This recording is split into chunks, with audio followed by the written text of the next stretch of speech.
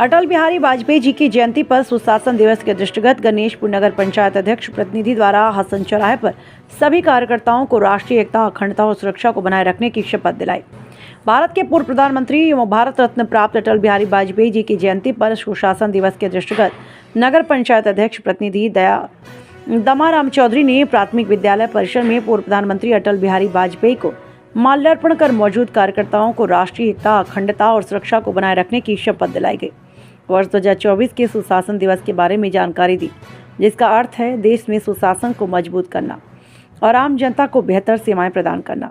इस अवसर पर दयाराम चौधरी, कार्यक्रम संयोजक दीपक उपाध्याय, मंडल अध्यक्ष धर्मेंद्र जायसवाल, किसान मोर्चा के जिला उपाध्यक्ष उमेश तिवारी, जिला कार्यकारिणी सदस्य अरविंद श्रीवास्तव, अल्पसंख्यक मोर्चा के जिला उपाध्यक्ष रियाजुल हसन, पूर्व मंडल अध्यक्ष राजेंद्र श्रीवास्तव, भाजपा के वरिष्ठ आलोक श्रीवास्तव, उमाशंकर उपाध्याय, बूथ अध्यक्ष रामशरण मोदनवाल आदि लोग मौजूद रहे।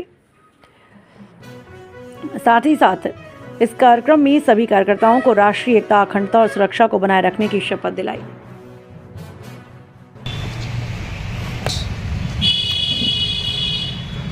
भारत रत्न से सुशोभित इस देश के पूर्व यशस्वी प्रधानमंत्री, जो एक बार नहीं कई बार प्रधानमंत्री रहे, भारतीय जनता पार्टी के हमारे राष्ट्रीय अध्यक्ष लेकर के विभिन्न पदों पर रहे। आज उनकी जन्म दिवस है और इस जन्म दिवस के अवसर पर भारतीय जनता पार्टी ने निर्णय लिया कि हम सुशासन दिवस के रूप में पूरे देश में अटल बिहारी वाजपेयी जी की जयंती सुशासन के रूप में पूरे देश में मनाएंगे। उसी कार्यक्रम के तहत आज गणेशपुर में भी हसनगंज चौराहे से भारतीय जनता पार्टी के सभी कार्यकर्ता, हमारे वरिष्ठ नेता से लेकर के और कार्यकर्ता पैदल चल करके और इस शंकर नगर चौराहे के प्राइमरी स्कूल में इकट्ठा हुए। इस कार्यक्रम में उपस्थित जो इस कार्यक्रम का संचालन भी कर रहे हैं, हमारे मंडल के अध्यक्ष भी हैं धर्मेंद्र जायसवाल जी, पूर्व मंडल अध्यक्ष श्री राजेंद्र श्रीवास्तव जी, जिला कार्य समिति के मेंबर श्रीमान अरविंद श्रीवास्तव जी, दीपू श्रीवास्तव जी, अल्पसंख्यक मोर्चे के हमारे गणेशपुर के अध्यक्ष श्री रियाजुल हसन जी, उमेश तिवारी जी, हमारे किसान मोर्चा के हैं दीपक उपाध्याय जी, और सभी एक दूसरे से भाई नरेंद्र वर्मा जी, सभी इस कार्यक्रम में उपस्थित सम्मानित भाइयों, बुजुर्गों, मित्रों और साथियों।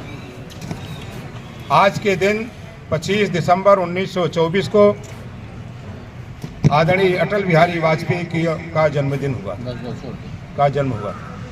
इनका जन्म ग्वालियर में हुआ था। एक साधारण परिवार के थे। इनके पिताजी ग्वालियर रियासत में अध्यापन का कार्य करते थे। अटल बिहारी वाजपेयी जी पढ़ाई लिखाई के बाद अपना जीवन पत्रकारिता से उन्होंने शुरू किया था। चलते चलते आगे एक विचारधारा से जुड़े, जो भारतीय जनता पार्टी उस समय जनसंघ के रूप में थी। जनसंघ का एक विचारधारा था देश के प्रति, समाज के प्रति, गरीबों के प्रति, कि देश की एकता और अखंडता के प्रति एक विचारधारा थी। उस विचारधारा से प्रभावित होकर के आदरणीय अटल बिहारी वाजपेयी जी शामिल हुए थे।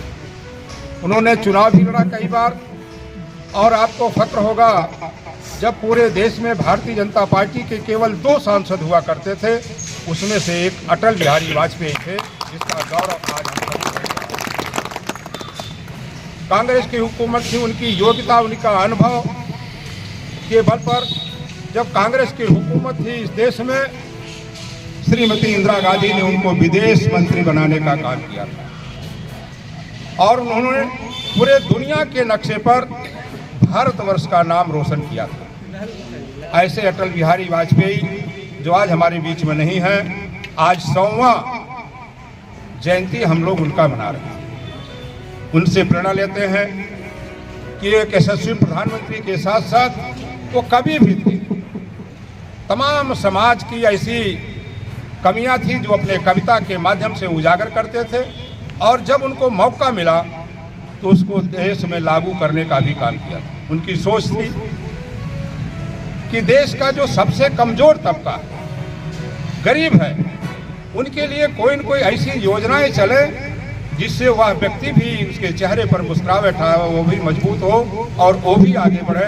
उनकी ऐसी सोच थी, उनकी सोच थी। सही कहा भी हमारे मंडल अध्यक्ष ने कि जो आप हाईवे आज देख रहे हैं, आज के लगभग 20 बरस पहले, 25 बरस पहले उनके मन में यह सपना था कि आगे आने वाला जो समय होगा, जनसंख्या बढ़ेगी, सड़कें पतली पड़ेंगी। उस समय उन्होंने एक चौड़ीकरण जो सड़क हमारी जो हाईवे आप देख रहे हैं, उस सड़क के बनाने, निर्माण करने का काम उन्होंने शुरू किया। एक संकल्प उनका और था कि पूरे देश में कभी सूखा पड़ता है, कभी बाढ़ आती है, अगर सारी नदियों को हम एक साथ जोड़ दें तो निश्चित तौर से जहाँ भी सूखा पड़ेगा, हम नदियों के माध्यम से वहाँ पानी पहुँचाते रहेंगे।